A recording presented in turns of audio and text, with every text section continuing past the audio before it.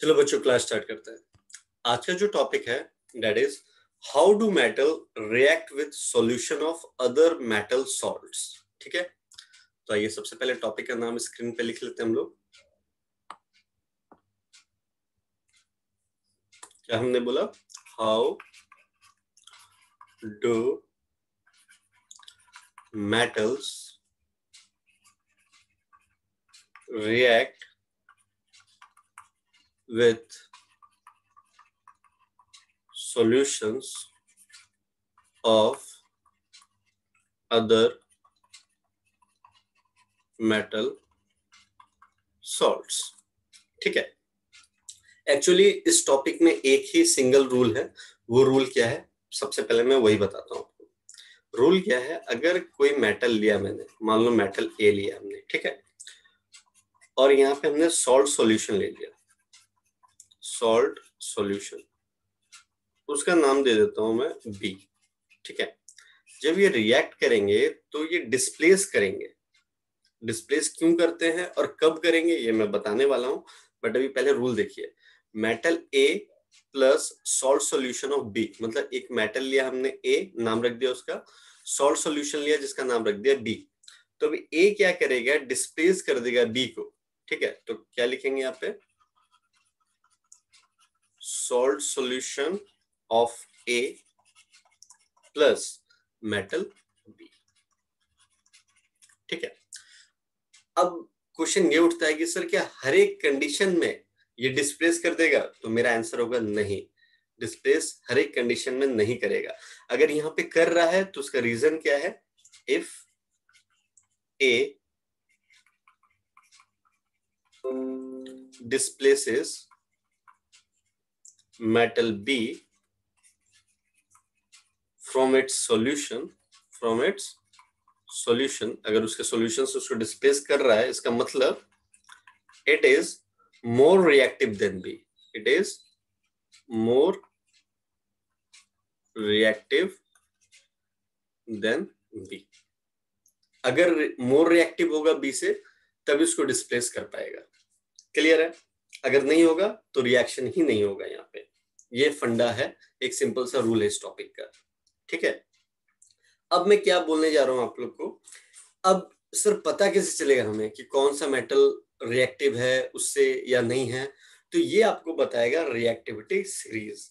ठीक है, तो रिएक्टिविटी सीरीज आप लोग को याद करने के लिए मैंने एक शॉर्ट वीडियो भी बना रखा है ना, और मेरे इसके प्रीवियस वीडियो पे भी मैंने रिएक्टिविटी सीरीज कैसे लर्न करते हैं, क्या ट्रिक है, वो सारा कुछ बता रखा है, आप वहां से जाकर के देख सकते हो। ठीक है, तो पहले रिएक्टिविटी सीरीज लिखते हैं यहाँ पे, potassium, sodium, calcium, magnesium, aluminium, zinc, iron, lead, hydrogen. मैंने दो भागों में बांटा हुआ था। ठीक है, फिर हाइड्रोजन के नीचे वाला hydrogen, copper, mercury, silver, gold और प्लेटिनम। ट्रिक क्या है, केदारनाथ का माली आलू जरा फीका पकाता है। ठीक है, और फिर अगर आपका एच के नीचे आप जाओगे तो हाई कोर्ट है आपका, वो मैंने आपको ट्रिक बता रखा है, वहां पे आप जाकर के देखना पड़ेगा आपको। ठीक है, ये हो गया आपका रिएक्टिविटी सीरीज, यहाँ पे लिखा हुआ है। तो रिएक्टिविटी सीरीज से हम कैसे पता लगाएंगे कि कौन सा ज्यादा रिएक्टिव है, कौन सा कम रिएक्टिव है? तो भाई आपको पता ही होना चाहिए कि रिएक्टिविटी सीरीज अगर हम ऊपर से नीचे जाते हैं तो ये डिक्रीज करने लगता है। क्या करने लगता है? डिक्रीज। तो पोटासियम क्या हो गया, सबसे ज्यादा रिएक्टिव हो गया, मोस्ट रिएक्टिव, और प्लेटिनम हमारा क्या हो गया, लिस्ट रिएक्टिव। ठीक है, अब आते हैं डिस्प्लेसेस वाला में। ठीक है, जैसे मान लो हमने लिया आयरन, Fe मेटल ले लिया। ठीक है, अब एक सॉल्ट सॉल्यूशन ले लेते हैं, CuSO4, कॉपर सल्फेट। ठीक है, तो अब रिएक्टिविटी सीरीज में देखो कि जो आयरन है वो कॉपर से ऊपर है या नहीं। तो ये हो गया आयरन और ये हो गया कॉपर, तो ऑब्वियस सी बात है कॉपर ऊपर है, आयरन ऊपर है, कॉपर नीचे है ना। ये हाइड्रोजन के बाद वाला नीचे वाला पार्ट है, ठीक है। ये वाला मैंने 2 भागों में बांट दिया, इसलिए हाइड्रोजन मैंने 2 बार लिखा है। ऐसा नहीं कि रिएक्टिविटी सीरीज में हाइड्रोजन 2 बार आता है, कि लिंक ना टूटे इसलिए मैंने 2 बार यहाँ भी हाइड्रोजन लिख दिया, यहाँ भी हाइड्रोजन लिख दिया, ठीक है। और ये नीचे मतलब हाइड्रोजन के नीचे आता है कॉपर, मरकरी, सिल्वर, गोल्ड, सारा कुछ, ठीक है। तो अभी हम लोगों ने रिएक्टिविटी सीरीज में क्या देखा कि आयरन जो है वो ऊपर है कॉपर से, तो डिस्प्लेस करेगा, क्योंकि iron is more reactive than copper, तो ये डिस्प्लेस कर देगा। तो क्या बनेगा डिस्प्लेस करके, FeSO4 प्लस Cu। अगर इसी को मैं आपको इस तरीके से दे दूं, Cu प्लस FeSO4, अब मैं बोलूंगा अब इसका रिएक्शन बताओ क्या होगा।